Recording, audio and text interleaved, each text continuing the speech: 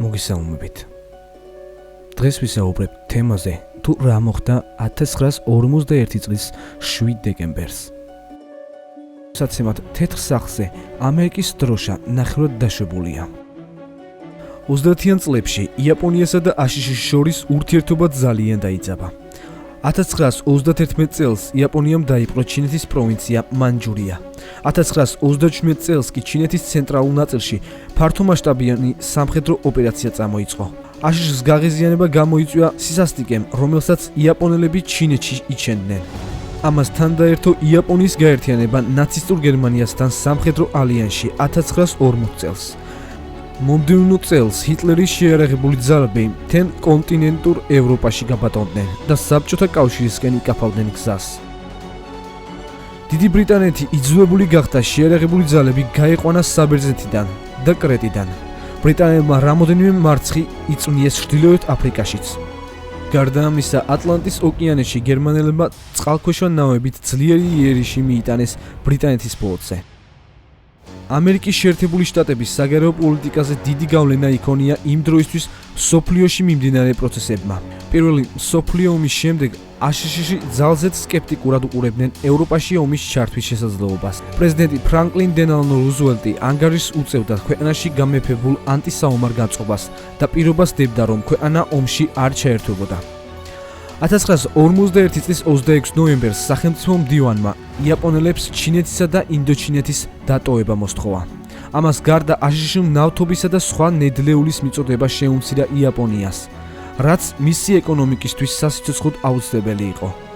იაპონიას სხვა არაფერი დარჩენოდა გარდა იმისა, რომ ამერიკისთვის ომი გამოეცხადებინა. 1941 წლის ოქტომბერში იაპონიის გერმანულმა შტაბმა მიიღო იაპონიის ფლოტის მთავარსარდლის ადმირალ ისაროკუ იამამოტოს მიერ შემუშავებული გეგმა, რომელიც მიზნად ისახავდა პერლ ჰარბორში აშშ-ის წყნარი ოკეანის ფლოტზე მოულოდნელ თავდასხმას. ნოემბრის ბოლოს იაპონელთა უზარმაზარმა ოპერატიულმა ჯგუფმა, რომელშიც შედიოდა 6 ავიამზიდი, 24 სამხედრო ხომალდი და წყალქვეშა ნავები, საბრძოლო პოზიციები დაიკავა. 7 დეკემბერს დილის 8 საათზე 180-მა იაპონურმა ბომბდამშენმა ბაზაზე იერიში მიიტანა. მათი სამიზნე იყო 8 ამერიკული საბრძოლო ხომალდი, აქედან 7 მათგანი ნავსადგომში ერთრიგად ჩამწკრივებული იდგა და მოწინააღმდეგისთვის კარგ სამიზნეს წარმოადგენდა. ყველა მათგანი დაბომბეს, 3 კი ჩაძირეს. იერიშის მეორე ტალღა 9 საათში განმეორდა და 10 საათისთვის იაპონელთა თვითმფრინავები უკვე გაბრუნდნენ.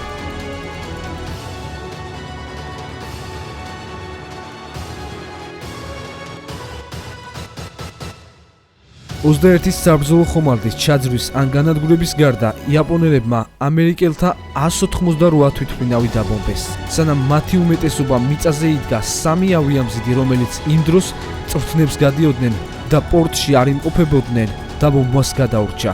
ამერიკელთა დანაკარგი 2403 სამხედრო მოსამსახურეს შეადგენდა. 1178 კი დაიჭრა. იაპონელებმა კოორდინირებული თავდასხმით ასევე თითქმის მიწასთან გაასწორეს ფილიპინებზე აშშ-ის საჰაერო ძალები. თავდასხმის შემდეგ ამერიკის შეერთებული შტატები ჩაება მეორე მსოფლიო ომში იაპონიის, გერმანიისა და იტალიის წინააღმდეგ. აშშ-ის ჩართვა მეორე მსოფლიო ომში ფაშისტური ქვეყნების ალიანსის დამარცხება გარდაუვალი გახადა. ეს იყო ერთ-ერთი საინტერესო ისტორია, რომელმაც მეორე მსოფლიო ომის ბედი გადაწყვიტა. არხზე კიდე დაიდება მსგავსი არაერთი საინტერესო ვიდეო, ამიტომ თხოვნა გამოიწეროთ არხი და დალაიქოთ აუცილებლად ვიდეო. მადლობა ყურადღებისთვის და შევხვდებით შემდეგ საინტერესო ვიდეოში.